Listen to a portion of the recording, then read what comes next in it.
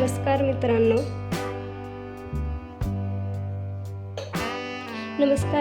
स्वागत आहे तुमच्या आवडत्या चॅनेलवर, जिथे आपल्याला रोजच्या स्वयंपाक नवीन व सोप्या रेसिपीज शिकायला मिळतात। आज आपण एक स्वादिष्ट आणि सोपी रेसिपी शिकणार आहोत, ताकाची कढी।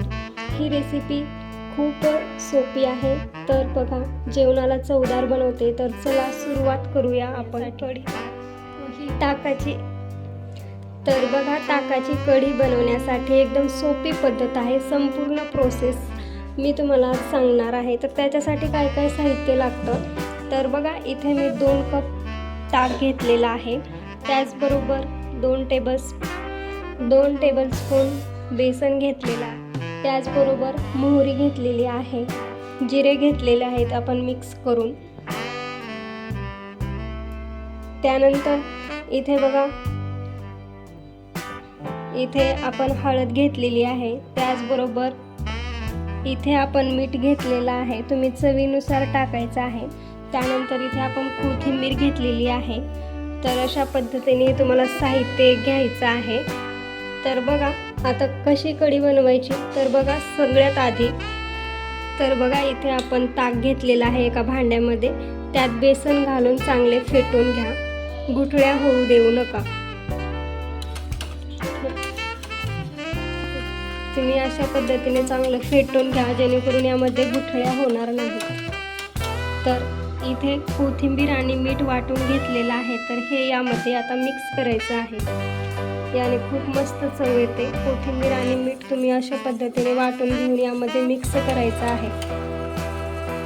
छानसं मिक्स करा। तर यामध्ये आता इथे बघा जिरेपूड वाटून घेतलेली आहे, यामध्ये वाटलेली जिरेपूड घाला आणि छान मस्त असं मिक्स करून घ्या। मस्त असं सारं मिश्रण मिसळलं पाहिजे।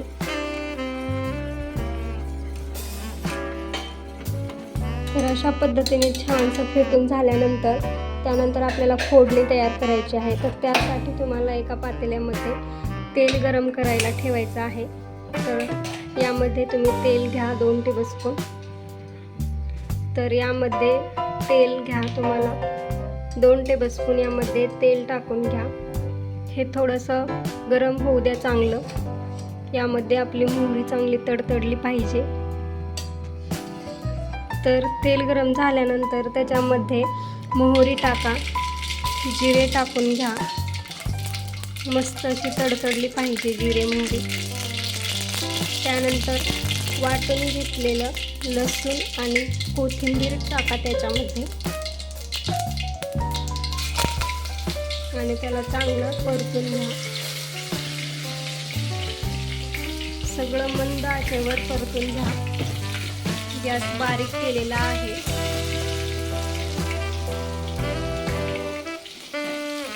मस्त। त्यानंतर थोडंसं वाटलेले जिरे टाकून घ्या याच्यामध्ये। मंद आचेवर ठेवायचं आहे तुम्हाला, जास्त गरम करायचं नाही। त्यानंतर थोडीशी कोथिंबीर टाकून घ्यायची आहे अशा पद्धतीने। त्यानंतर लाल तिखट, हळद घालून घ्यायची आहे चवीनुसार। त्यानंतर हळद चवीनुसार मीठ घाला, ढवळा आणि कढीला एकदा उकळी येऊ द्या। त्यामध्ये आपण वाटून घेतलेलं मिश्रण, मिक्स केलेलं मिश्रण टाकून घ्या। त्यानंतर त्याच्यामध्ये ताक टाकल्यानंतर हलवून घ्यायचं आहे चांगलं। कढीला एकदा उकळी येऊ द्या आणि त्यानंतर गॅस मंद करून 5 ते 7 मिनिटं शिजू द्या। कढी घट्टसर आणि चवदार होईल। तुम्ही एकदा हलवून घ्या तिला, मस्त असं हलवून घ्यायचं आहे। खूप सुंदर दिसत आहे बघा, याची चव सुद्धा खूप छान लागते। तुम्ही सुद्धा एकदा ट्राय करून पाहू शकता। बघा कलर सुद्धा मस्त आलेला आहे। बघा मंद आचेवर ही कढी तुम्हाला गरम करून घ्यायची आहे। ही कढी घट्टसर आणि खूप चवदार होईल। बघा कढी खूप सुंदर दिसत आहे, चवीला सुद्धा खूप मस्त लागते ही कढी। तर बघा अतिशय सुंदर दिसत आहे। बघा साईडनं कसं फुगून आलेली आहे. बघा कढी कशी फुलून येत आहे मस्त. अशा पद्धतीने कढीला गरम करून घ्यायचं आहे. आणखीन थोडं फुलू द्या. कढीला असं मंद आचेवर उकळू द्या. बघा कशी होत आहे.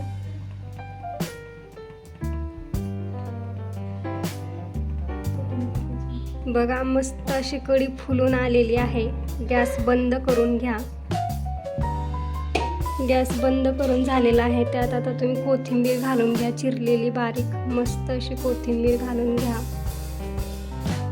याने चव खूप छान येईल. तर बघा आपली कढी बनवून तयार झालेली आहे. तर ही ताकाची कढी भातासोबत किंवा पोळीसोबत तुम्ही गरमागरम सर्व करू शकता. ही कढी खूप आरोग्यदायी आणि हलकी लागते. तुम्ही सुद्धा एकदा नक्की ट्राय करून बघा. तर मित्रांनो, ही होती ताकाची कढी बनण्याची सोपी आणि स्वादिष्ट रेसिपी. बघा किती झटपट तयार झाली आणि चव तर अप्रतिम आहे. तुम्ही ही रेसिपी नक्की करून पहा आणि तुमचा फीडबॅक मला कमेंटमध्ये जरूर सांगा. जर तुम्हाला माझा हा व्हिडिओ आवडला असेल तर लाईक करा, तुमच्या मित्रमैत्रिणींना शेअर करा आणि अशाच नवीन रेसिपीजसाठी चॅनेलला सबस्क्राईब करायला विसरू नका. पुढच्या व्हिडिओत भेटू. तोपर्यंत स्वयंपाकाचा आनंद घ्या आणि आरोग्यदायी राहा. धन्यवाद.